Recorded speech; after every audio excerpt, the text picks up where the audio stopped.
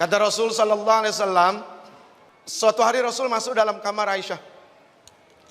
Terus Rasul bilang, "Wahai istriku, jangan engkau tidur sebelum engkau satu menghatamkan Al-Quran." Udah gitu Rasul bilang apa? Minta syafaat kepadaku dan kepada nabi-nabi sebelum aku. Yang ketiga, minta ridho saudara kamu muslimin dan muslimat, mukminin dan mukminat. Yang keempat, jangan kamu tidur sebelum engkau melaksanakan haji dan umroh. Ketika Aisyah bengong, Rasul keluar menyelesaikan sholat sunnahnya. Kemudian Rasul masuk lagi. Begitu Rasul masuk, langsung diberondong. Ya Rasul, mana mungkin aku, ayahku, saudara-saudaraku dan semua umat muslimin muslimat melakukan itu semua dalam waktu yang singkat. Rasul senyum. Apa kata Rasul? Barang siapa yang membaca surat Al-Ikhlas sebanyak 3 kali, sama artinya dia dengan menghatamkan Al-Quran. Kedua, minta syafaat kepada para nabi. Apa maksudnya? Berkirim salam dan salawat bukan hanya kepada Rasul sallallahu alaihi wasallam, tapi kepada semua.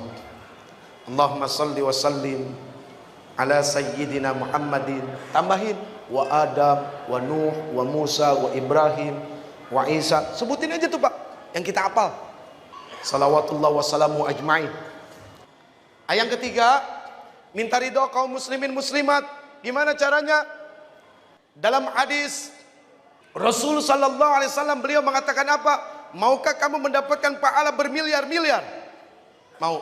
Baca Allahumma gfir lil muslimina wal muslimat wal mu'minina wal mu'minat al ahya'i minhum wal amwat. Itu dapat kebaikan bermiliar-miliar. Dari mana?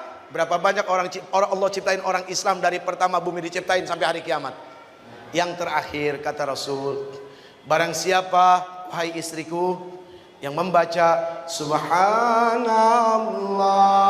walhamdulillah wala ilaha illallah wallahu akbar wala haula wala quwwata illa billahil aliyyil azim. Barang siapa yang membaca ini, sama artinya dia dengan melaksanakan haji dan umrah. Enaknya ganjaran dari Allah ya. Seandainya semua makhluk Allah, baik jin dan manusia, kata Rasul, mereka bangkit berdiri, lalu kemudian memohon hajatnya masing-masing kepada Allah, lalu kemudian Allah berikan satu persatu sesuai dengan hajatnya, semua itu tidak akan mengurangi apapun dari kekayaan Allah. Dan